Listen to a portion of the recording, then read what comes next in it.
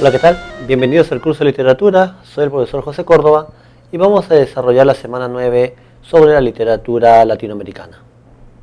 Pasemos ahora al desarrollo de los ejercicios propuestos en la separata. El ejercicio 1 nos pregunta sobre el modernismo y su contexto, ¿verdad? Dice, el modernismo se desarrolló en un contexto de cambios socioeconómicos que afectó a los artistas, quienes, al perder la protección de sus mecenas, debieron ganarse la vida intentando vender sus obras. De esta manera, las obras de arte... hay que completar ese enunciado. Hemos explicado que en el contexto social e histórico del modernismo, este se da a fines del siglo XIX en Hispanoamérica, en un momento de cambios, de influencia de Estados Unidos en la región, y además esto coincide en un momento cuando el escritor comienza a profesionalizarse, ¿no? La obra de arte, por lo tanto, se convierte en una mercancía, pasa a formar parte de un circuito económico, mercantil, cultural. Entonces, el enunciado que sería la respuesta sería la D, ¿no? La obra de arte se transforma en una mercancía. Entonces, pero recordemos que el artista del modernismo valora sobre todo la belleza artística por sí misma, ¿no? Y se produce ahí un desencuentro, sociedad que valora el afán de lucro, el mercantilismo, y el artista que valora la belleza por sí mismo. Bien, entonces ahí tenemos la 1 sería la D. Ejercicio 2. Marque la alternativa que completa correctamente el siguiente enunciado relacionado con el modernismo. En la literatura modernista, él permitió la fusión y asimilación, dice, de los diversos aportes foráneos con el objetivo de... Hemos mencionado unas 5 características muy importantes de esta corriente. Aquella que consiste en fusionar y asimilar diversos aportes es el sincretismo, es decir, síntesis de aportes, ¿no? Mencionamos pues que básicamente Rubén Darío asimila, por ejemplo, los aportes de la literatura francesa de mediados y fines del siglo XIX, como son o como fueron el simbolismo y el parnasianismo. Entonces, esta característica se refiere al sincretismo, con el objetivo de, evidentemente, modernizar la literatura en Hispanoamérica. El esteticismo era la búsqueda de la belleza. El exotismo era la evasión a mundos y tiempos lejanos. Y el cosmopolitismo era la atención a los grandes focos culturales, como era Europa y Norteamérica.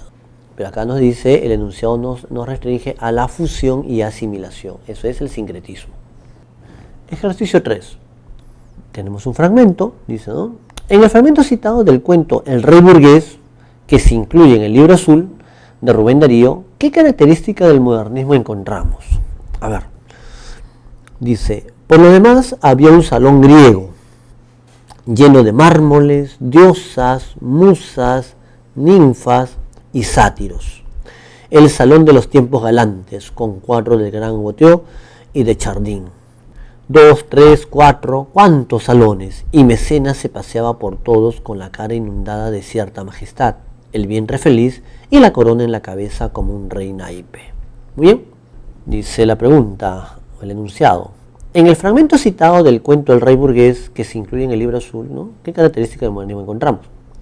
A ver, aquí aparecen hasta 2 características, ¿no? Pero vamos a ver las alternativas. Por un lado, tenemos el exotismo.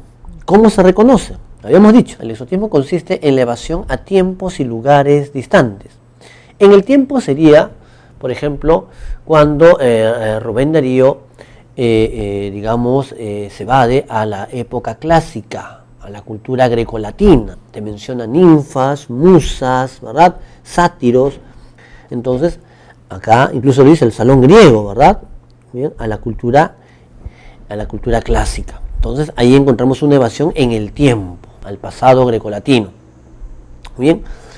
Y también acá cuando nos habla de obras de artistas, también encontramos lo que sería el esteticismo. Cuando te habla de mármoles, de fiestas galantes, ¿no? También hay en cierta medida un afán esteticista. pero no aparece como alternativa al esteticismo. Aquí la característica que destaca, digamos, es entonces el exotismo, ¿no? Hay la, digamos, elevación a, en este caso, a la época griega. Ejercicio 4.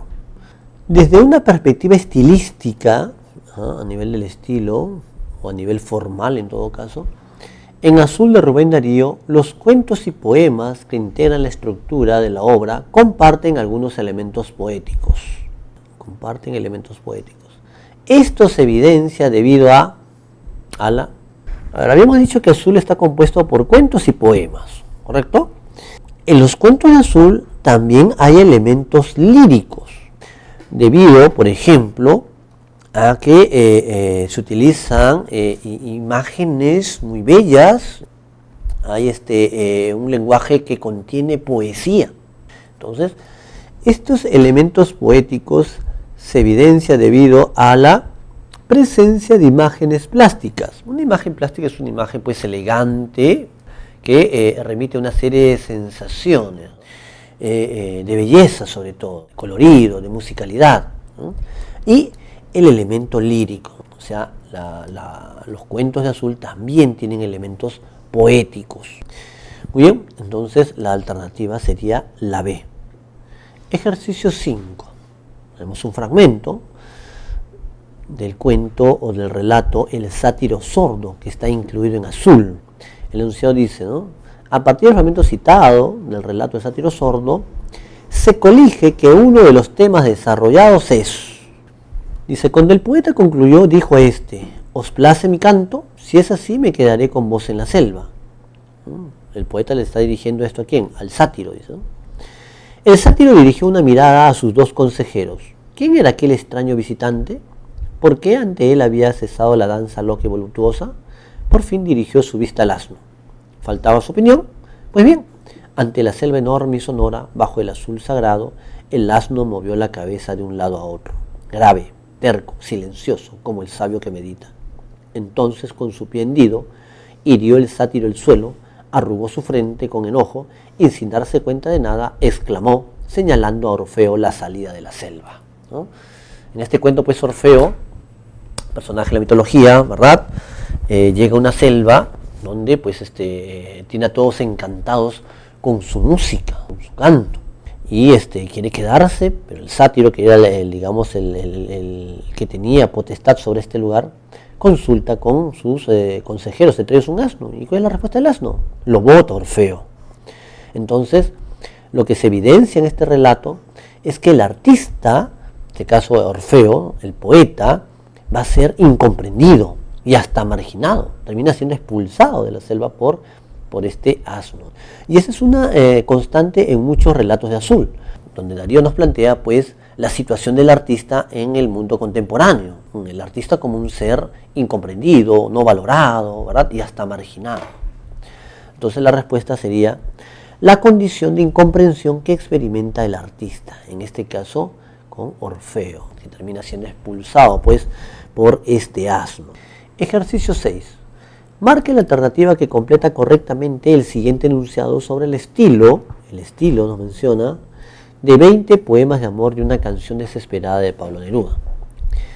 Dice, el elemento neorromántico, ¿no?, de este poemario se pone de manifiesto. A ver, recordemos que a nivel del estilo, este poemario, ¿no?, presenta las siguientes características. Uso del verso libre. Esa es una característica de la poesía moderna. Tenemos la influencia de dos corrientes. Tenemos del modernismo, pero sobre todo del romanticismo o neorromanticismo, que también como se le llama. Es decir, Neruda reactualiza esta corriente. Ahora, ¿cómo se puede evidenciar o cómo se manifiesta este neorromanticismo?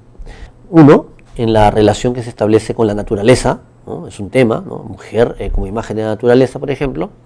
Y también en cómo el yo poético asocia sus sentimientos al paisaje, digamos, a la naturaleza. Entonces la respuesta sería, ¿no?, se pone de manifiesto cuando la naturaleza refleja las emociones del yo poético.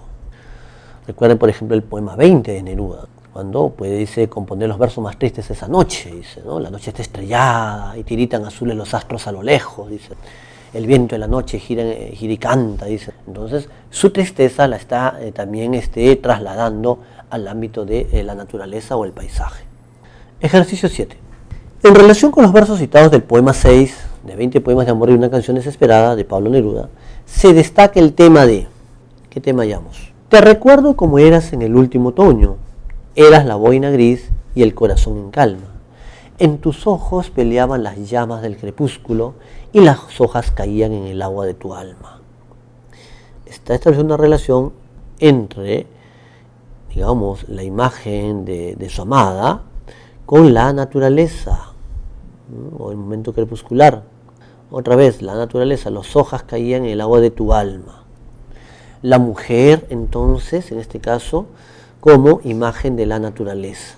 Eso incluso lo habíamos encontrado también en el poema 1, cuando dice, pues, cuando relaciona, pues, la mujer con el cuerpo femenino con diversos elementos de la naturaleza. Con respecto a la verdad o falsedad de los siguientes enunciados sobre la etapa de consolidación de la nueva narrativa hispanoamericana, marque la alternativa que contiene la secuencia correcta. A ver, nos está restringiendo ya solo la etapa de consolidación. Recordemos, ¿no?, que la nueva narrativa en Hispanoamérica se divide en 3 momentos. La etapa emergente, décadas del 20 y del 30, obras incipientes, ¿no? La etapa de consolidación, que es del 40 y el 50, donde ya encontramos obras de calidad. Encontramos a Borges, a Miguel Ángel Asturias, Alejo Carpentier, entre otros. Y la tercera etapa, que es el boom, ¿no?, el momento de apogeo, de la década del 60 hasta mediados del 70. A ver, entre sus representantes destacan Borges y Ernesto Sábato, correcto, ¿no? Son representantes de esta etapa de consolidación. Luego dice, es la época del boom, falso. La época del boom es la tercera etapa, que es la década del 60 hasta mediados del 70. Se inicia en la década del 30 y abarca hasta mediados del 60, falso. Durante su desarrollo resalta el declive que experimenta el regionalismo verdadero.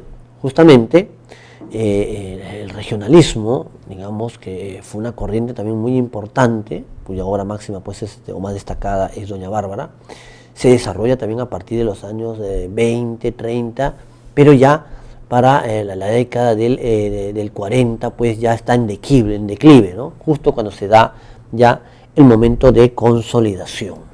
Muy bien, entonces este enunciado es verdadero. Muy bien, la clave sería verdadero, falso, falso, verdadero. La B. Ejercicio 9.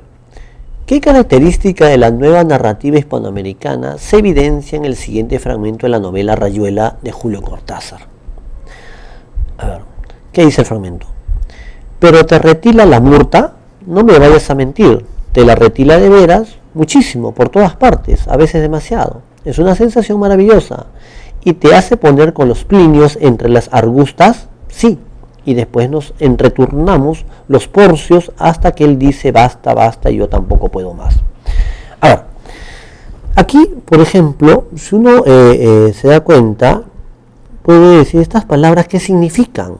Retila, murta, plinios, argustas, ¿verdad?, porcios. Si uno busca en el diccionario de la Real Academia, no existen esas palabras, ni en ningún otro idioma. Cortázar las ha inventado en Rayuela. Aquí entonces se puede apreciar la experimentación con el lenguaje, cómo estos autores van a explotar las capacidades expresivas del idioma.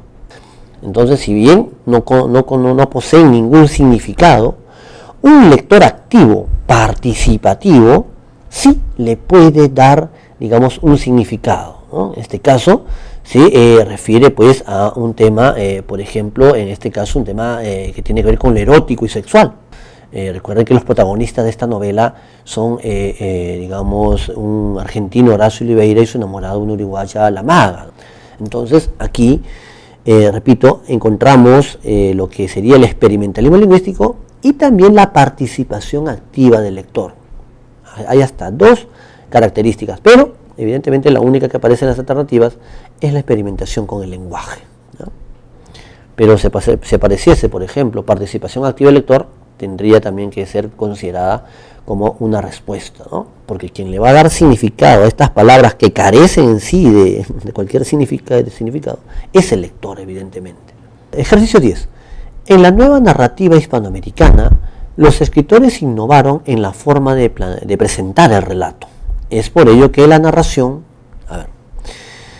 dice, evidentemente se van a dar una serie de cambios, ¿no?, de innovaciones en la nueva narrativa en Hispanoamérica, sobre todo en este aspecto de la forma de presentar el relato, es decir, cómo se va a dar el tratamiento del plano temporal.